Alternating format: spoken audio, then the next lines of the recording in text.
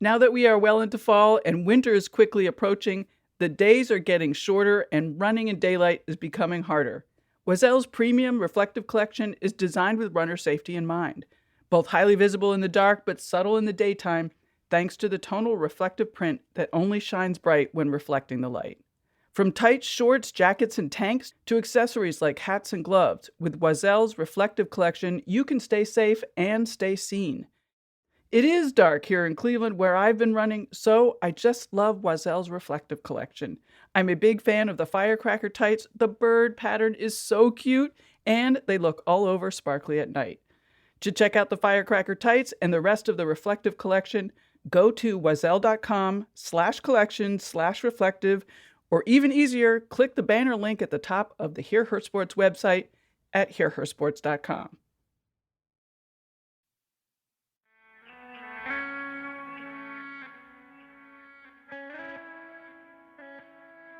Alrighty, this is an episode I'm beyond excited to share. Everyone needs to hear it, everyone. So please tell your pals, send them the link, share it on social. Particularly if you know any younger female athletes, please share it with them. Hello and welcome. This is Hear Her Sports, the podcast introducing terrific female athletes and women in sports. I am your host and producer, Elizabeth Emery. Today's episode is sponsored by Dr. Kirsten Lauritsen of Northwest Functional Medicine. Dr. K combines healthcare and sports nutrition for the female athlete. Whether you are a professional athlete or an avid fitness enthusiast, it is devastating and exhausting to manage recurring injuries and symptoms from acute or chronic illness. Unfortunately, we are seeing an increasing number of women, including female athletes, that are experiencing performance deficits and daily symptoms from autoimmune disease and GI tract symptoms, like constant bloating, pain, and constipation, nutrient deficiencies, and hormone imbalances. These conditions and symptoms often affect training, daily life, and accomplishing big and small goals. Dr. K's mission is to improve sports performance and nutrition without sacrificing an athlete's health. If you have been dealing with daily symptoms and would like to experience better energy, improved gut health, and immune system resiliency, while also tackling those sports performance goals, head to nwfunctionalmedicine.com and sign up for a free consultation with Dr. K today. Dr. K's work dovetails really nicely with today's guest, Sam Moore, who also is focused on the female athlete. Sam is doing groundbreaking research and coaching using what she is calling women-specific training design. Right from the get-go, she's asking us to relook at our assumptions about the building blocks of training. Spoiler alert, they've been male-centric up until now. In the show notes, I've included links to her website and other podcasts she's been on so you can do a deep dive into her methods and ideas. Sam and I will be discussing the hormone landscape of female physiology and how training can be improved, taking into account those cyclic fluctuations. We also talk about tracking your cycle, birth control, menopause, the emotional impact of finding out that your training could have been a lot better designed, aggression and powerful competition, and strangely, Thanksgiving shows up several times. And now it's time to get to it and introduce Sam. Sam Moore recently joined University of North Carolina at Chapel Hill's Exercise and Sports Science Graduate School as a research fellow under Dr. Abby Smith-Ryan in the Applied Nutrition and Exercise Physiology Lab, while she pursues her doctorate in the Human Movement Sciences curriculum. Prior to Carolina, Sam was with the NC State Wolfpack from 2019 to 2021 as the Director of Sports Science and Assistant Strength and Conditioning Coach. Her responsibilities included designing and implementing training programs for women's soccer and volleyball, along with the application of menstrual cycle-based periodization and female athlete performance strategies. Before NCSU, Sam served as the volleyball sports science intern at the University of Utah, where she implemented strategic periodization schemes for indoor and sand volleyball. As a dual sport athlete in volleyball and track and field, Sam competed for 2 years at the University of Portland before transferring to Western Oregon University. She collected all GNAC honors in the heptathlon, recorded a top 10 all-time finish in the pentathlon for WOU, and was named to the all-GNAC academic team. Moore graduated with a degree in exercise science and human biology in 2015 from WOU, a master's in exercise science and performance enhancement and injury prevention from California University of Pennsylvania in 2018. Well, Sam, it is so great to have you here. You're doing such important work and doing just exemplary job of speaking up about it and how training can improve for female athletes. Thank you for being on Hear Her Sports. Thank you so much. I'm really excited. I've listened to your podcast before, so I am going to do my best to not fangirl and just really just stay on task. Well, thanks. That's great. Yeah. Um, I think to start, we need an introduction to the foundation of your work and research and coaching methods. What is menstrual cycle based periodization in female athlete performance?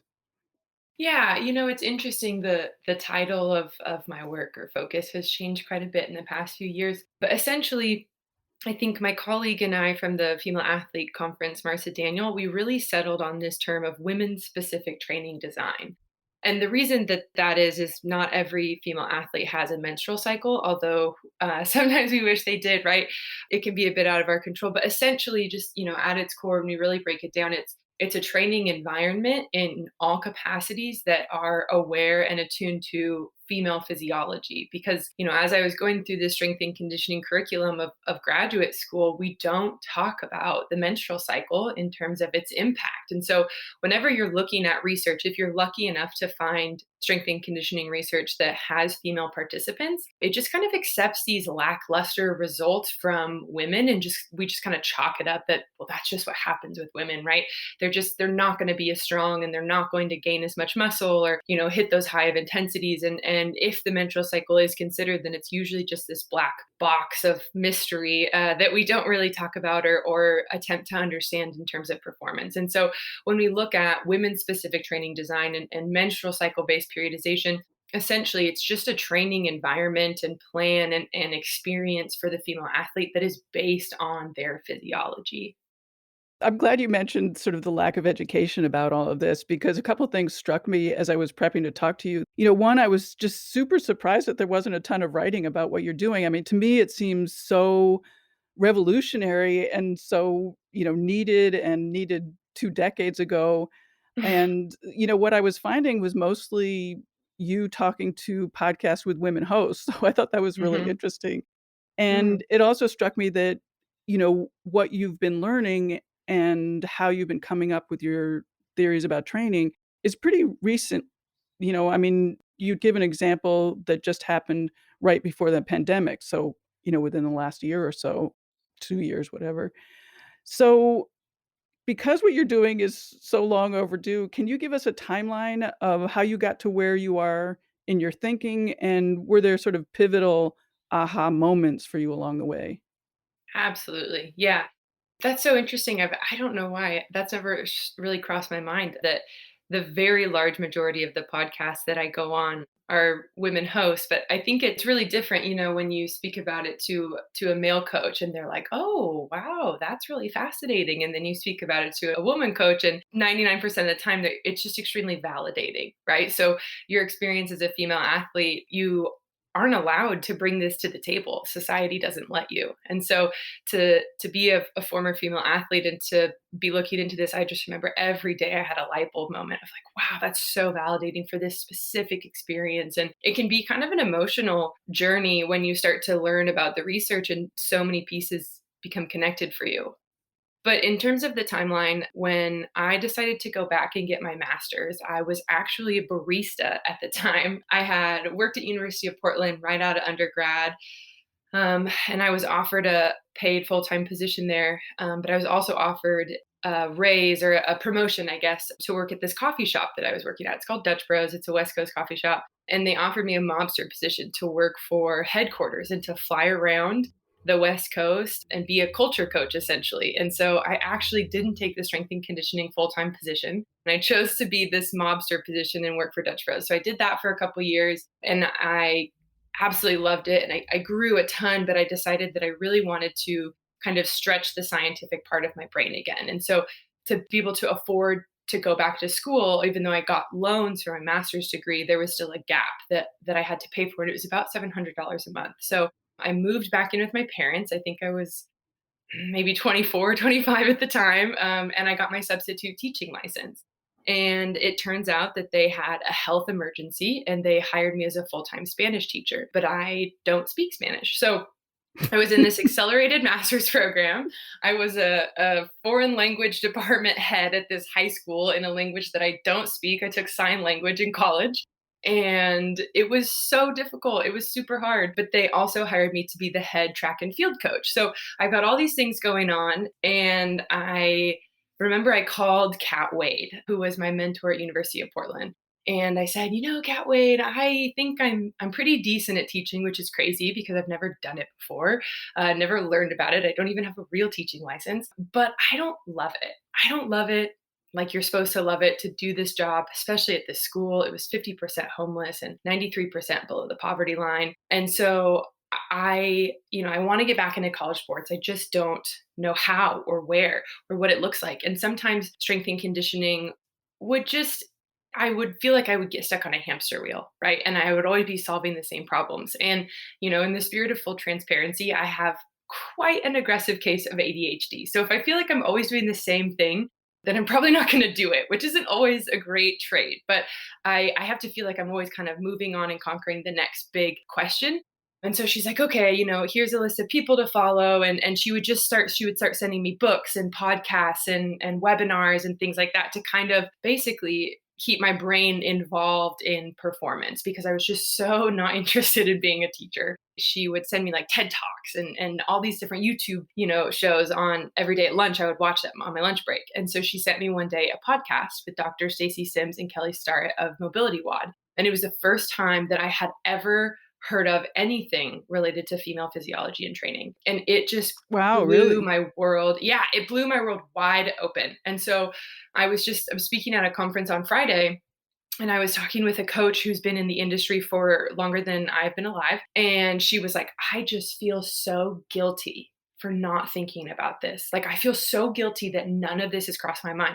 And I was like, oh, full vulnerability. It hadn't crossed my mind either. Like, this didn't even come from my own questioning. And it absolutely should have, because I had huge fluctuations in performance and I had huge interactions with the birth control that I was on in college. And it absolutely affected my rehab looking back. I think that's one of my biggest things. Like, if I could just communicate that first and foremost, is that like, there can't be any guilt associated with it because this didn't even come from my own brain. It came from Dr. Stacey Sims, and she's definitely a more endurance focused researcher. But from there, I mean, that was the first time I heard it. And I went off the rails. Like, I would change every assignment that I would get in grad school, I would target it towards female athletes. And I would get like, bad grades on the assignments. I would lose points because they're like, this didn't answer the question. And I was like, yeah, I hear you, but it answered my question. So I feel confident in the work I put out. And, every day at lunch when I was a teacher, I would look up research papers on Google Scholar and I would just read and read and read and listen to any podcast I could find. And that's kind of how I put it together. So then fast forward, I got a sports science internship at Utah with Dr. Ernie Reimer. And in our first week, he kind of asked us, he's big on fulfillment. Like, that's his key to life. He's like, you need to be fulfilled in your job, outside of your job. You're going to be such a better human and employee and scientist if you're fulfilled. Like, that should be your main goal at everything you do. And so he asked us, me and Paul Mentley, my coworker, what really makes you feel fulfilled? Like, what really lights you on fire? And so that was the first time that I had talked about, this female athlete physiology and how to structure training. And at the time, I didn't have like a full framework developed. I really only had it in terms of resistance training. And so he put me in different conversations and situations to be able to develop that and to find opportunities to start that work at Utah. And so that's the only reason I think I got the job at NC State, to be able to be full time and to do it here. You mentioned a bunch of stuff I wanna talk about. I'm not sure how, because I wanna talk about the conference that you were just at, and I'm really curious, what you learned and whatnot. But maybe we need another introduction to what exactly you recommend in terms of changing training for women, just so Yeah. we have a starting point. Yeah, it's a good question. It's definitely complex. I think the framework that I usually take strength coaches through, I've worked with sport coaches and athletic trainers and dietitians as well, but with my experience being mostly in strength and conditioning, that's the crowd that I speak to the most often, I would say.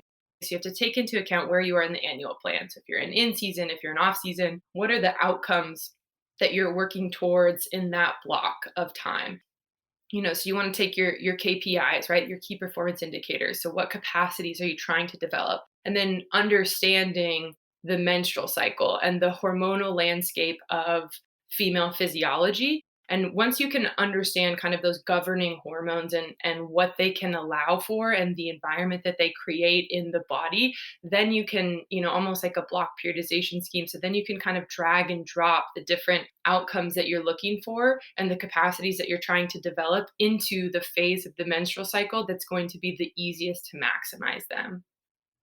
Right, and for people who aren't familiar with this kind of training and what the different phases of the menstrual cycle do to training, it was really interesting that, you can't do normal periodization that have been designed for men usually, Right. which I found very interesting. Yeah. Yeah. And so tell me about the conference and yeah, I mean, like, what were your takeaways from that? Because that must have been really great to be there with I don't know. I mean, that conference sounds awesome. The female athlete conference. Yes. Oh my gosh, it was incredible. It's so interesting. So when I first heard about Dr. Stacy Sims, it was maybe four years ago now. And so then I think that was the first time that I had heard about the female athlete conference, and I wanted to go so bad. And then I couldn't afford it because I was making these big tuition payments to get my master's degree. And, I was on a teacher's salary, which granted in Oregon is actually a really great salary. And then, I was at Utah and I was an intern, so I was unpaid and I couldn't afford to go there. But I've always, followed the female athlete conference and I followed the big researchers. And so I think it was November when Marcia reached out and, asked if I wanted to join her and put something together, as colleagues. And then it got accepted and I I cried. I was so overwhelmed. It was like this thing that I had looked up to for so long. And I have a hard time kind of transitioning out of that intern mindset. I still do so much work for free because I have this existential connection. Like if I don't do it, then no one's going to know how to train female athletes, which isn't the case. But and so to make that kind of transition to, I'm working for free. These are the women that I look up to. These are the researchers I would love to be like one day. To be presenting alongside of them, it was really overwhelming for sure. So did you learn anything? Oh my Or gosh, what I did learned you so. learn? Yeah, I Tell me learned. one thing that you learned. I learned so much. I think one of the biggest nuggets, and I touched on it a bit in our Q&A period, was Miss Val, the UCLA gymnast coach, and she did the Q&A with Dr. Julie McCleary, I think in the morning session of Thursday, I want to say. And she was hilarious. She was such a spitfire. She was talking about speaking in sport coaches language. And so I think that made a big connection for me because, like the research of it and the nitty-gritty and the hormonal capacity and all those things. And there is a school of thought in the industry that we don't know enough to be able to target training, right? We don't know enough to make specific prescriptions. There is a school of thought, a body of researchers that's the way that they think and that's what they feel. And they're validated in that. We don't have as much research in this as we do in stable hormonal states of male athletes. But I think, when Miss Val was talking about it and she was talking about putting it in their language, it kind of just made this click for me that any amount of individualization is better than nothing. Right. So it doesn't have to be perfect. It doesn't have to be this like highly attuned and perfectly calculated training prescription for the exact hormonal state that the athlete's in that day because it is a fair bit of guesswork at the collegiate level, but any amount of individualization for that athlete, any amount of choice that you give that athlete is going to be better than nothing. And then being able to communicate that with the sport coach, I think I was really lucky that when I came in, the soccer coach, he knew about it because Chelsea FC is doing it, the women's national team is tracking their cycles, and so it's definitely a conversation in soccer, but it's not in volleyball. And volleyball can often be a little bit more behind the curve in terms of sports science and applications and technology and things like that. And so, I was lucky again that our volleyball coach had heard of it as well. But I think that's a conversation that I don't always have a lot of advice for because I haven't had to navigate it very often. And then I also get, a question about like sports medicine and how to talk to athletic trainers about it and how to get them on board, because sports medicine and strength and conditioning can very often be at odds. And so that's also something that I don't have a lot of experience with, because the two athletic trainers that I work with here are absolutely incredible. They're fully on board. They learned about it, they knew about it, there was no convincing. And so I think hearing it from a sport coach's perspective, especially such a successful one, just gave me a little bit more understanding from the other side, because I don't often engage in conversations that much at the moment with people who aren't already invested in it. At the beginning, it felt like I was always having to validate this work and like, this is why it matters and this is why we need to do it from like a science perspective. But I think I'm lucky to be at the point where I have enough people approaching me about it that they already know. And so I don't necessarily have to convince anyone of the validity as often. And so getting to hear about that from the sport coach's perspective, it definitely helped, especially moving into the next sector of my career where I won't be in the athletic landscape. I would bet that switching mode in training away from the idea that you always go hard. I'm thinking about the soccer player you've talked about frequently, the one who had the ACL surgery and Mhm. resulting limb strength difference.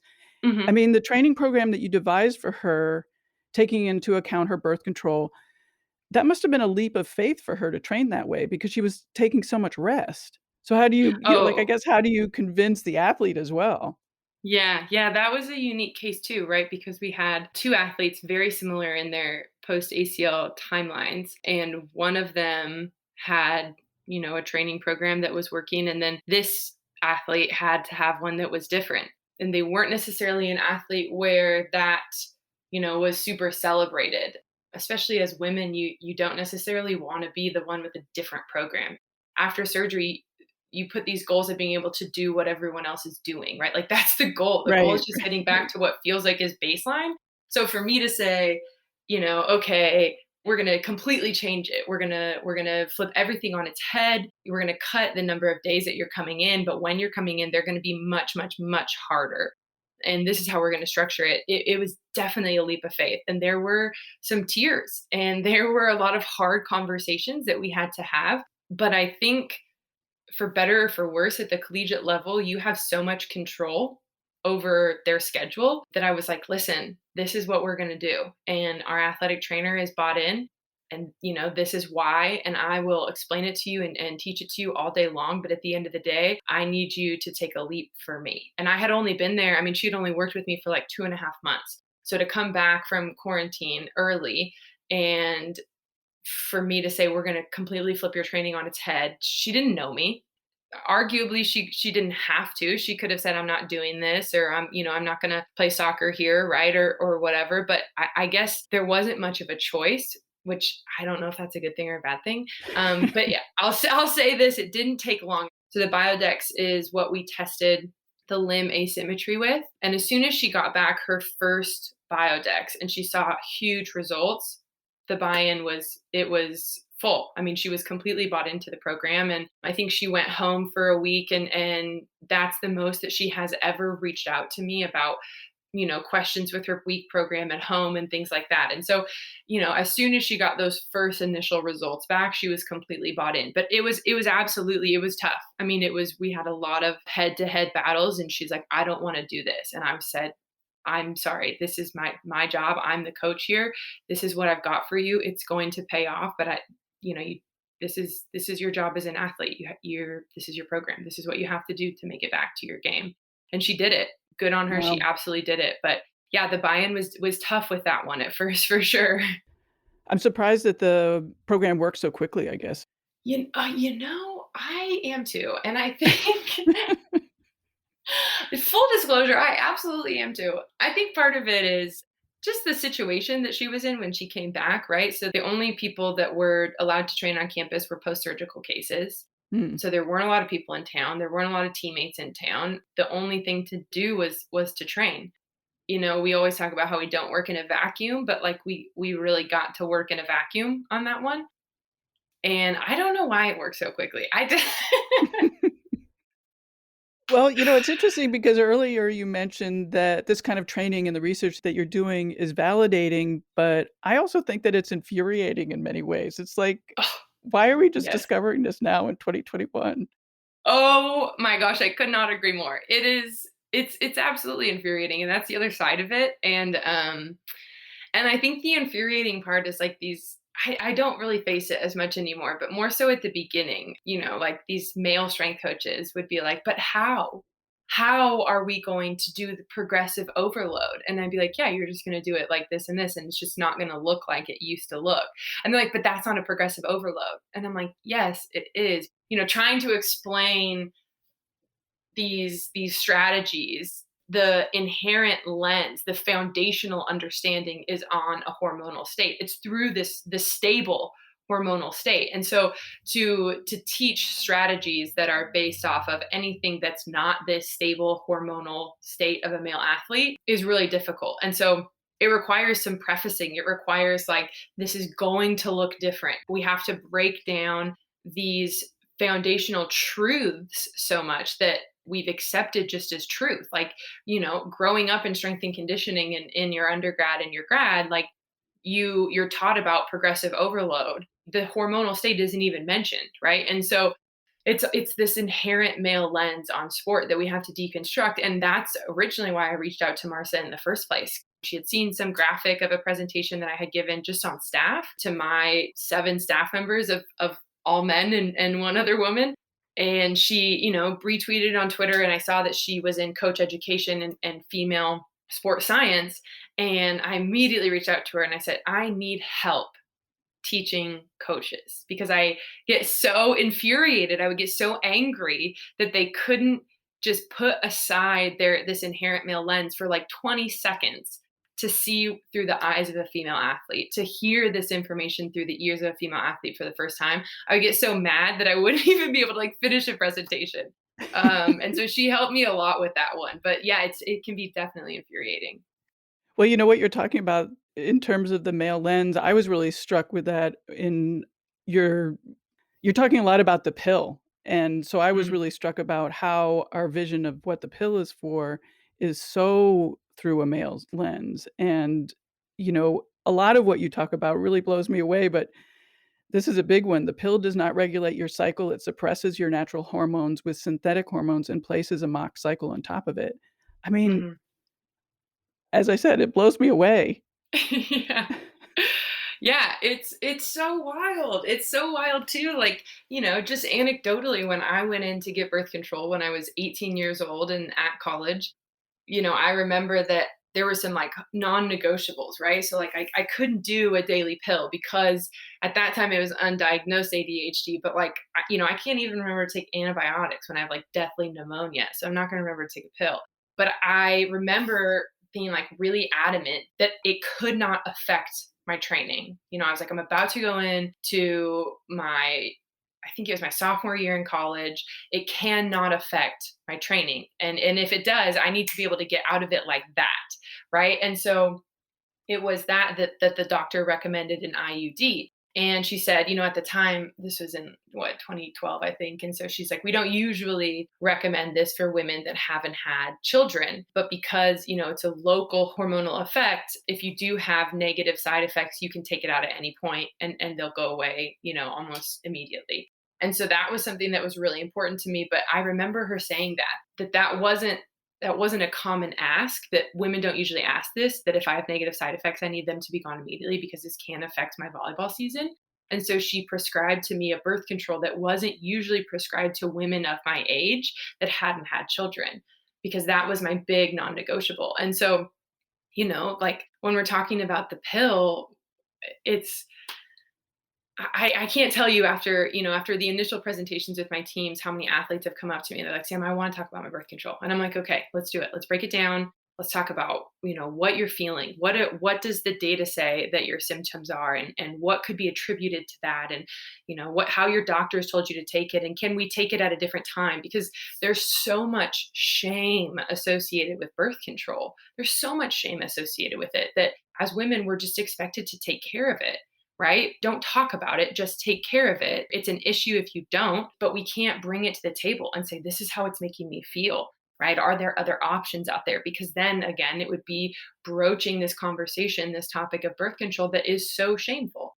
And so just like normalizing those conversations and normalizing, talking about what other options are available and what else is out there. And so many women that I worked with, that I know, that I played with, they'll go in, at 15 and be on birth control, and then they just kind of accept these side effects and these consequences of it for years. And the discussion isn't, what's a better option for you? What do you need out of your birth control? Can we find, a non-hormonal option that checks these boxes, or a lower hormonal option, or, what makes you feel the best? It is just, skip your sugar pills, or, take them every third pack, or this is just what happens when you take birth control. So yeah, it can be, again, absolutely infuriating, and I definitely, get up on a soapbox a time or two. I know my Yep. family's like, "It's Thanksgiving dinner. We probably don't need to talk about the pill." I'm like, "It's the patriarchy," right? But it's true. We really do. We need to normalize these conversations, not just for female athletes, but for, women of all ages and all activity types. Well, I'm impressed that you knew to say it can't impact your training, because when I went to get the pill because I had PMS symptoms, I didn't know that it was possible that it was gonna impact my training. Mhm. Yeah, I had asked, my teammates, and nobody was on an IUD. Everybody on my team that had birth control was on the pill, but it was also a Catholic university, University of Portland's Catholic, so you couldn't get the pill from the health center. You had to go to a Planned Parenthood in, like, in downtown Portland. And, shout out to Planned Parenthood doing the good work that our university wouldn't for us. But, there's so many reasons of why women are on the pill. And I think that's the other thing, is that there's so many reasons that it's super important that I make a point to never pointedly ask an athlete, why are you on the pill? Right? Or why are you on birth control? Because it could be for all, like, PMS symptoms. Those can be an absolute a roller coaster. And so if that's why you're on it, and you go on, an IUD, a hormonal IUD, they can exacerbate those symptoms, right? So it's important for the athlete to understand, to be honest with themselves about why they're on it, and honest with their healthcare provider about why they're on it. But it's important for the healthcare provider to understand, there are more implications for these women that are high level athletes. And I remember, I should correct myself, it's not that I knew that it would affect my training. I was just paralyzed with fear that it would. Mm. I was worried that I would gain weight. I had gone through, a significant weight gain after my first knee surgery, and worked really hard to get back to be fit and to be able to play my sophomore season. And I was worried that I would get cramps or acne, or whatever the symptoms are with the pill. And so I think it was more so just a fear of these horror stories that I had heard from my teammates about the symptoms that they experienced, and I didn't want that. I'd like to take a break to thank our Patreon patrons for their financial support. If you enjoy finding out about these fantastic athletes and learn something from them each episode, or are motivated by their stories for your own training, we'd love to have your support as well. Financially, you can do that by becoming a Patreon patron. That's at patreon.com/hearhersports. As a supporter, you'll get patron-only bonus content, and if you can't do that right now, tell a friend about the show. We love spreading the word about all the incredible female athletes doing their thing. You can also support the pod by buying books through our bookshop page at hearhersports.com/books. They're a terrific organization that supports local bookshops and this very podcast. It turns out Sam has also read Untamed by Glennon Doyle, and she said, "I recommend Untamed for every woman ever." Get your copy now at hearhersports.com/books. Well, for regular folks, could you describe a program, you know, designed around a menstrual cycle? I mean, maybe pick a sport, for maybe a runner going for a half marathon or something.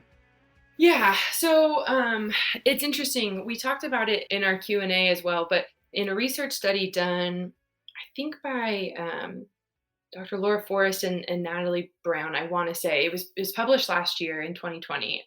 It showed it was with professional athletes and NGB athletes, internationally competitive, and it showed that 100% of these female athletes said that they feel their menstrual cycle negatively affects them more in training than in performance. Right. And so that's super important, because we can't schedule our performance competition schedule around our menstrual cycle for the large majority of us. Maybe if you're, an individual athlete. And so when we're looking at that, we should look at the modifications that need to be made should be made in training environments, not necessarily in performance environments. So when you're looking at, let's say, like a track and field athlete, right, or like a marathoner. So, to understand how to modify things, you have to look at the components of your training program, right? So if you're a marathoner or an endurance runner, you probably got some long runs, you've got some tempo work, which is, higher intensity, probably shorter in duration, shorter in volume. Hopefully, fingers crossed, have strength work. A lot of injury prevention is simply just strength, just building strength. So some strengthening work in the weight room. And then you've got some recovery work, right? So, whatever that looks like, it could be swimming, it could be biking, just something that allows you to get your blood pumping, but, not at the level where you're adding a whole lot of training load. So, if we look at those four components, so long runs, tempo, high intensity work, strength work, and recovery work, when you look at the menstrual cycle and you look at estrogen and progesterone, so those are your two big key players. And there's definitely other significant hormones that we could get into, but we won't at the moment. Estrogen is anabolic. So you can build muscle there, you can build strength. It's great for, your time to fatigue. So it has really good like fitness properties. So your time to fatigue in like a submaximal test is extended. So you can go longer before you are fatigued. And then you look at progesterone, which gets a bad rep sometimes, but it's super important that we have progesterone, specifically for bone health. But a number of other things as well. It's catabolic. So that means it's breaking down muscle. So, you talked about earlier why it can be more damaging than good to follow a quote unquote traditional periodization scheme. And that's why, like, if you hit a really high volume and a high intensity training session and you're in your luteal phase, which is that second half, and progesterone's really high, you're going to be breaking down your muscles, right? So progesterone is catabolic. It breaks down our muscles at default. So, if we're looking at our four capacities of training for this athlete, we would probably want to hit our long runs, a lot of our tempo work, and most of our strength work in this early phase, this follicular phase, which is when estrogen and testosterone are rising. You might feel a little groggy the first 1 to 2 days of your period, but it's all right. And so this first half before ovulation is when estrogen is high and progesterone's on the ground. So you really want to take advantage of it. That's when you really want to get those long runs in, that very high volume stuff. You can recover better, your strength work, build it there. As you're moving past ovulation, you start to see estrogen fall down and progesterone start to pick up. You can hit some more of that tempo work there. And, based on how you feel, kind of understanding, a lot of my athletes really struggle with their sleep and fatigue in that phase. So long runs probably just don't feel as good. You don't feel as much as you want to do them. So again, it's hitting some tempo work, and you can still get some good strength work in at just, a little bit lower of a volume depending on that fatigue. And then the last part of the luteal phase is when progesterone's really high, estrogen hits a peak again, and then everything just goes through the floor, right? It all plummets to signal the shedding of the lining, which is your period.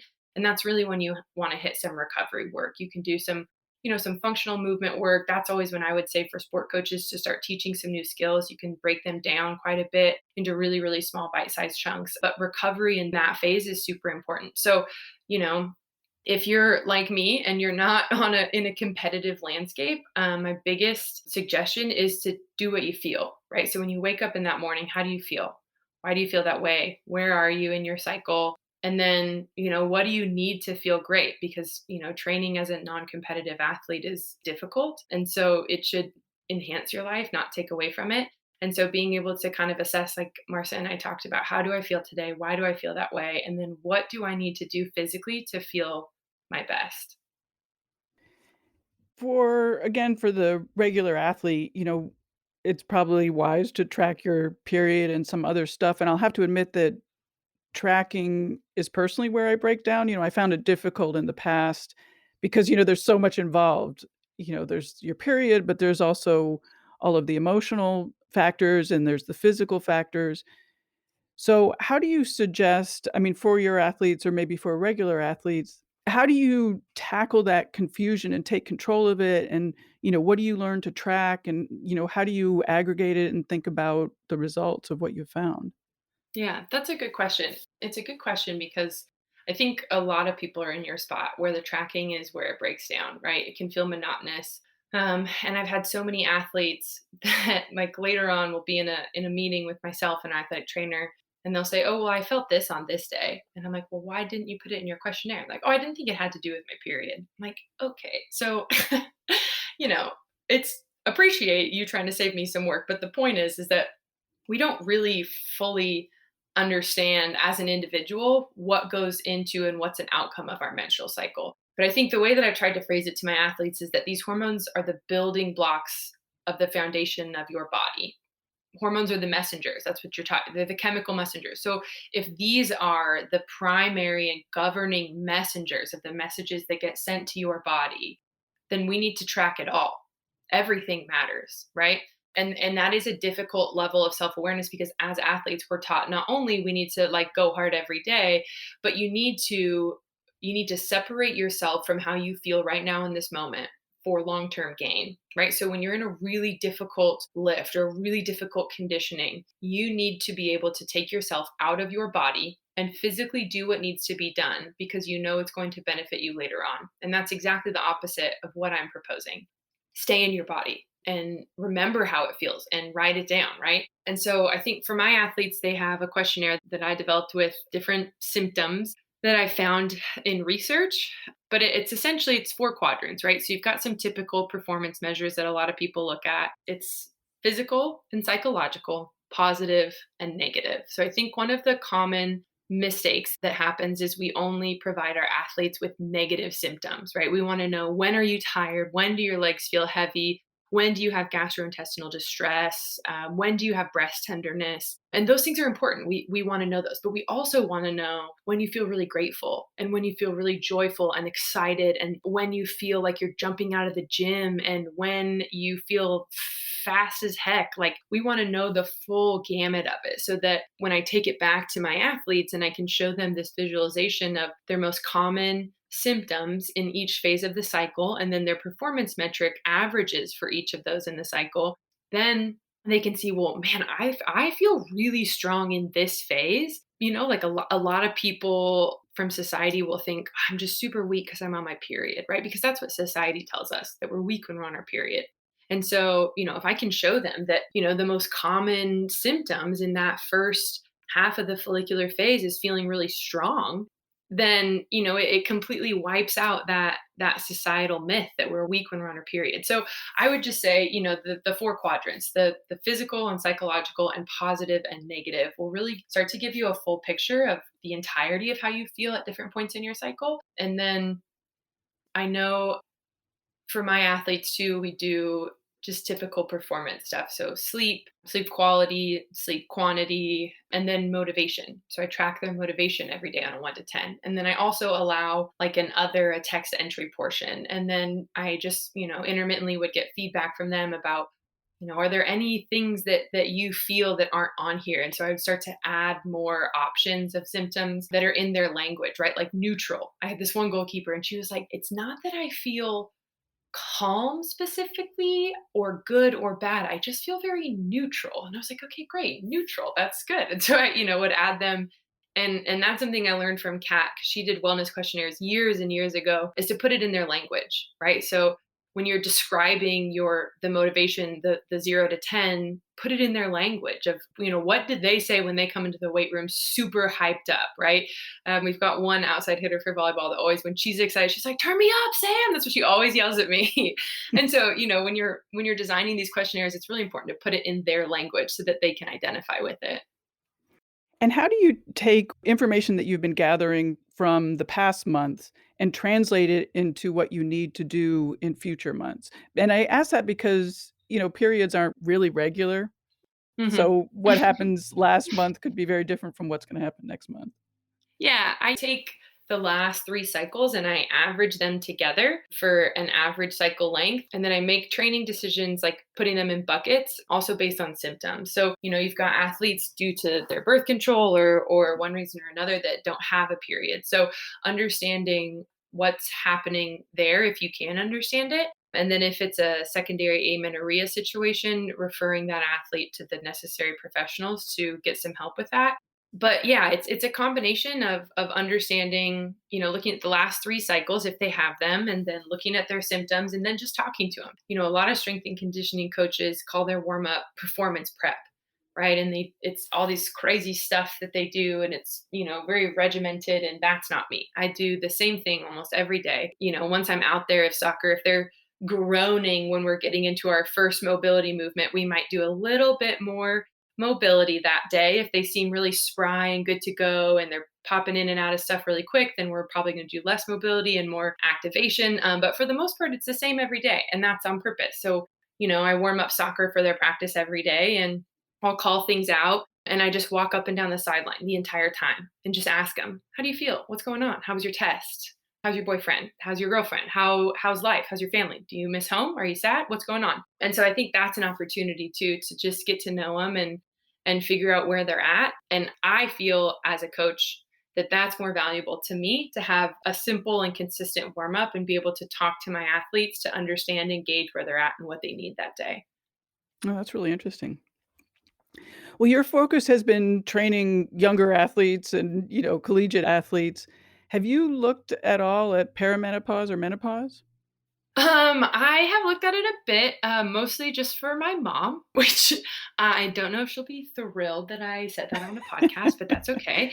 We're opening up the conversation. Yeah, exactly. We're expanding the crowd. Just bring it up at Thanksgiving. Yeah, I know. She'll be here in a week. I can't wait to show her this. Right. So at the beginning of quarantine, I actually had a really difficult time. I had just moved to North Carolina. I didn't know anyone here, and I was really struggling living on my own. And so I flew home, and I spent about 6 weeks at home before I had to come back, and we were back on campus. During that time, my mom, she had been struggling with perimenopause for a couple years at that point. And so we had talked about, I would look up research on, she was on the pill when she was younger, and so some of the perimenopause and menopause outcomes for women that were on the pill when they were younger are pretty significant. Some of the symptoms and the experiences can be much heightened in intensity for those that were on the pill for a long time.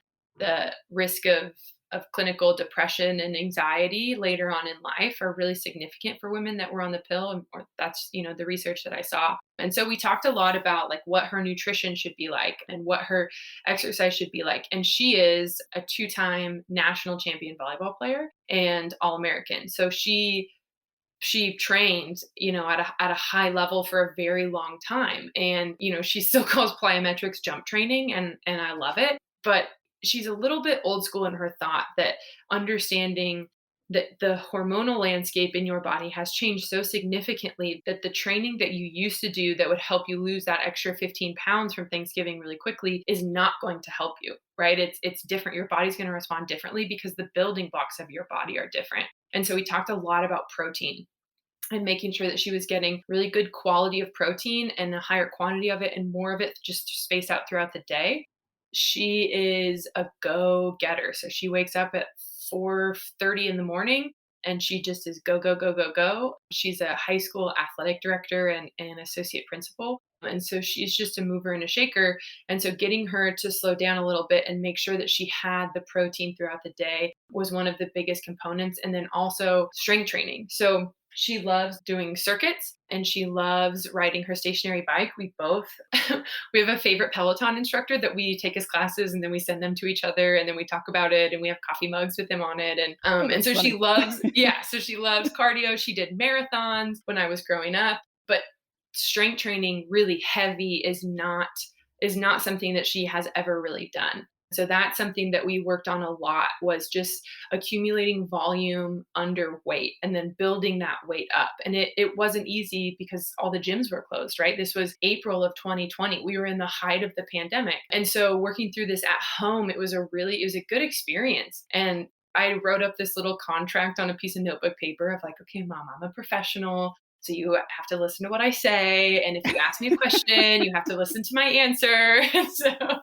And it was great. But we worked a lot through it. And so I think those are two of the big things that I would say is nutrition and kind of understanding what's happening in your body and what kind of nutrition is going to be helpful for you. And then also just resistance training. So lifting heavy weight is so important for women of every single age. And we are of Eastern European descent and and Central Europe. And so, European white women have the highest risk of osteoporosis. And so she was lucky enough to get through her college experience with just one rolled ankle. But still, the bone health part of that and making sure that you are lifting heavy weight and you're doing, high intensity interval training for women in perimenopause and menopause is huge. It's super, super important. Those things were definitely some big shifts in her training, but she's been really, really good. And she's so funny. She'll FaceTime me sometimes throughout the week. She'll be like, "Oh, you're going to be so proud of me. I just bought a new kettlebell. It's the heaviest one yet." And so it was a really good experience, a hands-on experience of what perimenopause is really like. Do you have a sense of, how long cycling of the hormones actually happens? And I ask that in part because I'm convinced I'm still cycling in some way, and I'm Yeah. curious if you found anything out about that. That's a good question. I don't know. I think a lot of it is related to menstrual health when you're younger. So I think part of it depends on if you were on a birth control, maybe, or how healthy your menstrual cycle was. But to be quite honest, I have no idea. I'm sorry, I can't answer that. I can't answer that for you. Full disclosure, I'm gonna go look it up on Google Scholar and see if I can find anything. But we need more. We need more research in every single part of this. I know Dr. Abby Smith Ryan, actually, they just had a menopause study. They looked at the metabolic effects and outcomes of menopause. And then they're looking at some more supplementation studies with menopause. And so menopause research is happening. It's absolutely happening. And it needs to be. It needs to be because now, Title IX came out when my mom was in middle school and now she's in her 50s. So we've got this huge community of athletes in perimenopause and menopause that we haven't had before, right? Because, my grandma didn't really play sports. And even if they did, it wasn't like a serious collegiate level athletics. And so for the first time, because of when Title IX came out, this population of women and former high level female athletes is getting to menopause and they're asking these questions. And it's important. It's important to ask those questions and to do it out loud so that other women know, oh yeah, I'm struggling with that too. And so I think this is the onset of these really high level female athletes that are experiencing menopause and perimenopause for the first time out loud and together. And I think also, and I'm gonna be quoting you in a way, we're getting women in positions where they can ask the questions. Mhm. Yeah, I think yeah, that was something that we talked about too, and it's really impactful. Women asking the questions, but then also women in spaces to be able to fund the projects to answer those questions. Right, right, We need more women in every single side of it. right. Mhm. Well, this is a question that I've been asking a lot of guests lately, and that's about aggression in women and what it looks like, and also sort of what the perception of what it looks like and how those differ. And I'm asking you because in one of the podcasts I listened, you talked about that women are supposed to be sweet and kind and small, and yet their sport asks them to be totally different. So there's this, mental difficulty that happens. Yeah. Yeah, what's really fascinating is I just interviewed my dad last week, maybe the week before, on so I was in a different conference this last Friday, and I was having a really hard time. It was my first presentation by myself that was going to be an hour long, and so I was like, man, I really want to develop this part of why it matters, right? And so I interviewed my dad, and I was asking him because I grew up in a small town, and it's a pretty conservative small town, and my family was, outside of my mom and dad, we're also pretty conservative, and I think I'm the first person to graduate from college on my dad's side, and so it's kind of a different experience going home than it is in my life at work every day. And so I was asking him about when I was growing up and what that was like for him to have a daughter that, was admittedly in the quote of others a lot. There was one experience where my principal pulled in my mom because she was my volleyball coach and asked her if she could just have me tone it down a bit on the court. He Wow. said she's so much, and just the celebrations, maybe just tone it down a little bit, or just the volume, she's just a little bit, just soften the corners. And my mom, right, who has also endured some experiences as a head coach that men would never, she said, no, I refuse. I refuse to ask my daughter to be smaller because she makes you, a grown man in this small town, uncomfortable. We're not raising her to be Newport, Oregon good. We're not raising her just to be good for here in this small community. And so, I won't do that. But, my older brother was best quarterback that our high school's ever seen. But his personality was much different. I mean, he was very even keel. He was very calm on the field. He was just always the same. He was a real thermostat leader. And that wasn't me. I had far more masculine traits when I competed than he did. And in life, I had far more masculine traits. I was very outgoing, very gregarious, very loud and big personality. And my town didn't receive that well, to be quite honest. I mean, I know that my town loves me and they support me, but I mean, it's definitely better from a little bit of distance.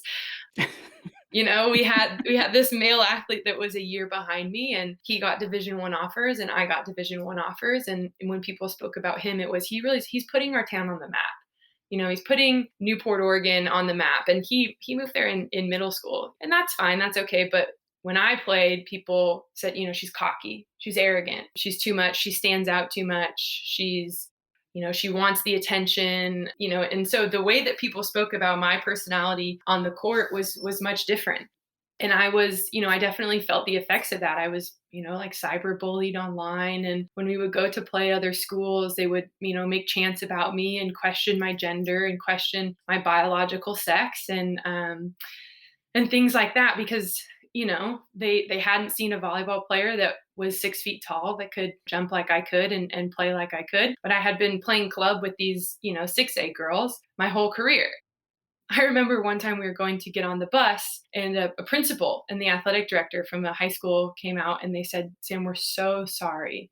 We're so sorry about what our students said about you tonight. And, we'd like to give you a formal apology. And we've asked, a specific student to, write a letter of apology. And I think it was my senior year. And I said, it's okay. I'm not worried about it.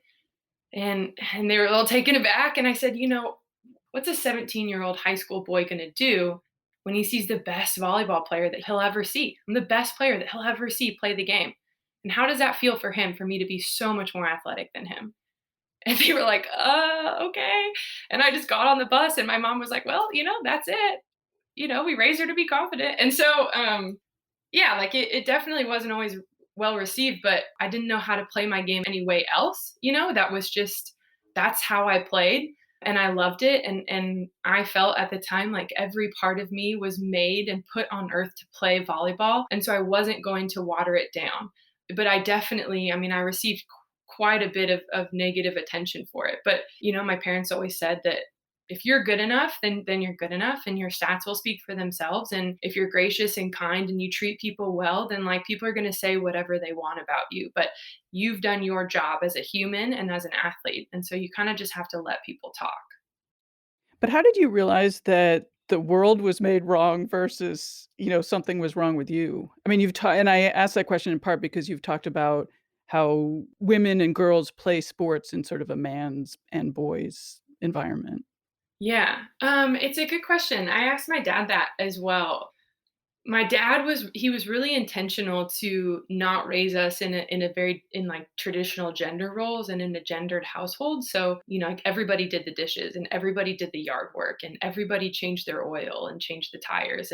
And so I grew up with a lot of masculine interests and my parents never metered that. They never had made me water it down or try other things. And so, when I was in 4th grade and I wanted to play tackle football, I did. And I, went to tryouts and I made the top team and I got to play with my brother. And so then, after football every day, we would come home and we would watch film and I had to watch just as much film as he did. And so I think part of it is that the standards and the expectations in my household as being a member of my family with my mom and dad were so high that I didn't really have time to think about how does this affect the people around me? How does this affect the boys around me? The expectations for my teams that I played on were significantly lower than what my family and what my parents expected of me. And so I just didn't really have time to realize that it was an issue until way later on. And I think, I've always had a little bit of a chip on my shoulder. I was in a speech competition in 4th grade and I spoke about girls in sports and why it's so cool that girls play sports and why having a mom that was this national champion was so important to me.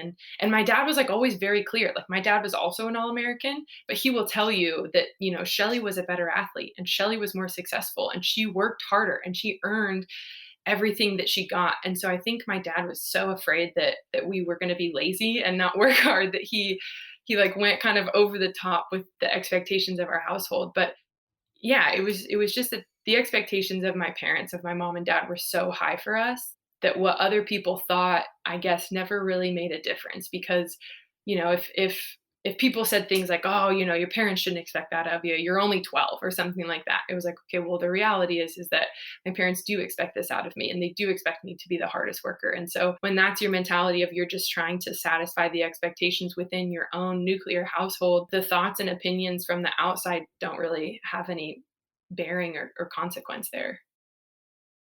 So what's next for you? What are your long-term aims?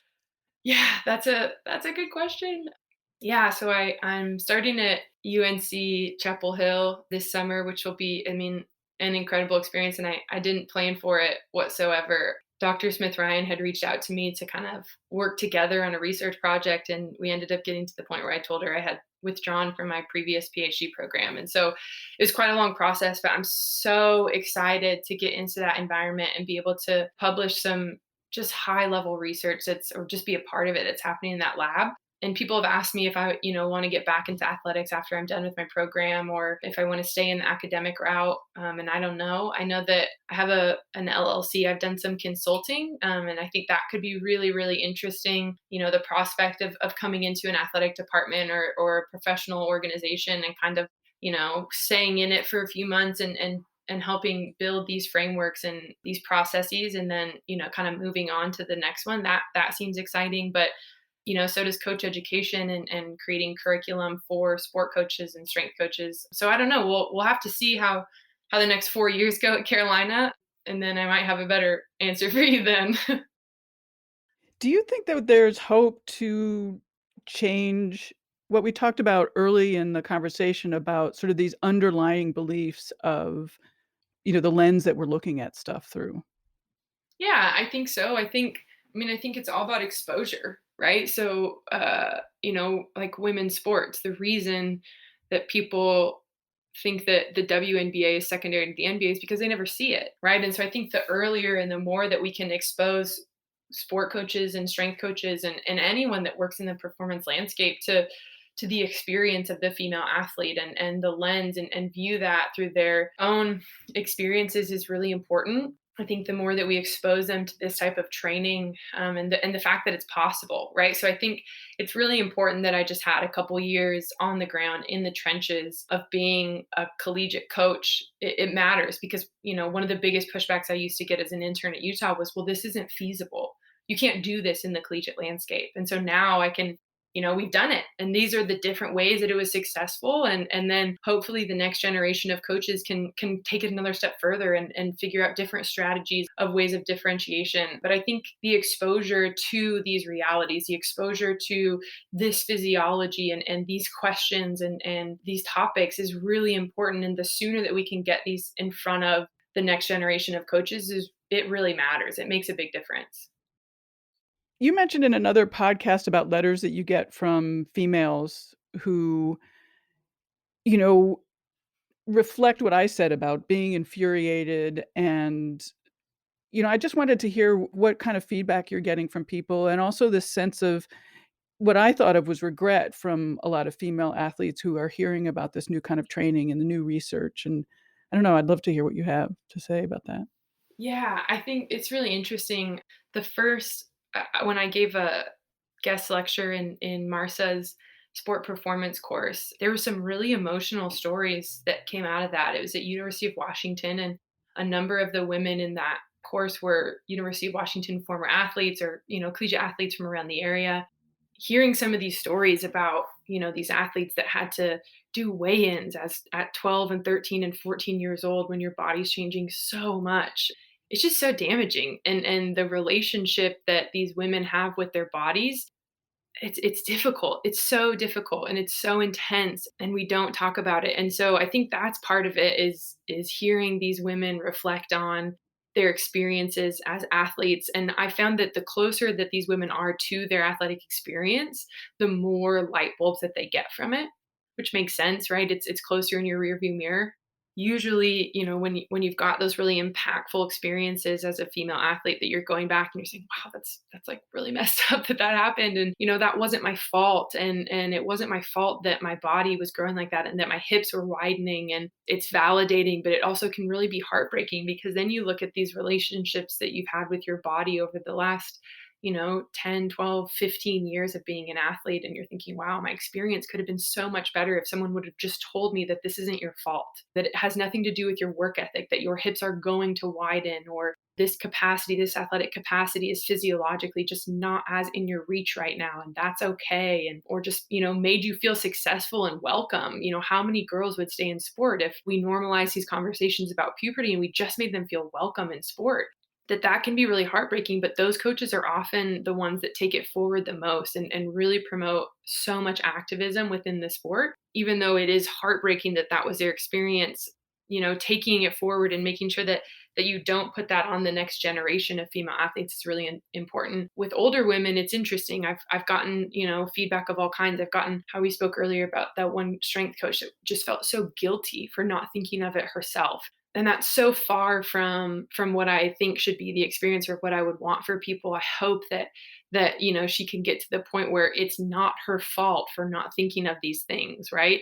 And then from there, just continuing to push the exposure and the conversations about it. But I do get a handful of women that are still of the thought of, well, I did it and I made it through, and I was tough, and I trained when I was on my period and I was fine and I got through it, so like they need to as well. When in reality, I read this quote by Glennon Doyle. It's from her latest book, Untamed, that came out last year, and it talks about how when the creators of society build this thing to leave you out, right, whatever it is, if you're not one of the people that was consulted to build reality, if you only consult reality for the possibilities, then we're never going to grow, right? We're going to be stagnant. We're never going to have innovation. And so you have to go to these places that no one has been before. And that's the only way that we're going to grow, and we're going to expand the reality of society to include everyone. And I think that that's important. If we always just do what we've always done, then we're never going to include anyone that's not a male athlete, right? We have to widen our lens, and we have to ask questions, and we have to be uncomfortable, and we have to think and try and experience new ways of training and new ways of interacting with people if we're ever going to grow and improve on the inclusion of sport. And so you get women of all different types of responses, but I think that's the biggest one, is that we have to be uncomfortable, and we ask our athletes to be uncomfortable every day, right? Like that's the whole growth mindset thing. And so as coaches, it's important that we still continue to be uncomfortable ourselves. I love that. And, the uncomfortableness is sort of a different kind of uncomfortableness. I mean, going back to that soccer player we talked about early on, taking that leap of faith that this is going to work and that this Mhm. new way of looking at the world is going to work. Mhm. Yeah, yeah. I mean, it's really humbling to kind of admit what you don't know, right? But it's the only way that we ever learn, by being in rooms where everyone knows one thing or two things that you don't know. If you're always the smartest person in the room, then you're never going to grow. Well, thank you so much. I held you for a long time, but thank you so much. It's been really great to have you here. I could talk to you for all day, or, again next month. Yeah, thank you. Thank you so much. Thank you for, I mean, taking the extra time, but all the time, out of your schedule. And again, just this is it. This is how we grow the game, and this is how we grow the platform for women by conversations like this. So I really appreciate it. Thank you, everyone, for taking the time to listen. Each episode is so meaningful to me. I love having these conversations with incredible female athletes like Sam Moore, but you are the most important part of this, hearing, enjoying, and gaining something from these stories, and then spreading the word about women in sports. Thank you to Dr. Kirsten Lauritsen of Northwest Functional Medicine for sponsoring today's episode. I recommend her mini course, which you can find at drkirsten.com/free. That's drkirstin.com/free. And yes, it is free. That's linked in the show notes along with links for Sam's work. Of course, you don't want to miss any of these episodes with such terrific women, so subscribe for free to Hear Her Sports on Apple Podcasts, Overcast, Spotify, iHeartRadio, Stitcher, or wherever you listen to your podcasts. While 44% of athletes are women, only 4% of the media coverage is about women. Hear Her Sports aims to shift the scale while inspiring women to be their best. This is Elizabeth Emery for Hear Her Sports. Until next time, bye-bye.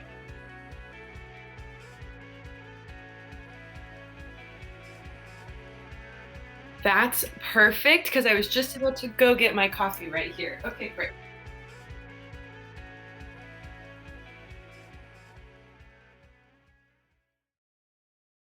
Hey there, my name is Michael Laminato, and this is Pit Pass F1, a brand new podcast that'll take you closer to the action of the world's most prestigious motorsport. From Monaco to Miami and Australia to Azerbaijan, Pit Pass F1 is on the ground and has you covered. Esteemed F1 journalists Julianne Cerasoli and Chris Medland will take you inside the sport every round. They'll keep you up to date with the latest news breaking in Formula One and the most influential views shaping the world of Grand Prix racing. Every Friday, we'll be bringing you a track guide and race preview, and Chris and Ju will be in your feed every morning from Saturday through to Monday to keep you up to date on all the day's action on and off the track. So if you want to be in the know on the latest in Formula One, subscribe wherever you get your favourite podcasts and visit us at evergreenpodcasts.com. Pit Pass F1, a brand new show for Evergreen Podcasts.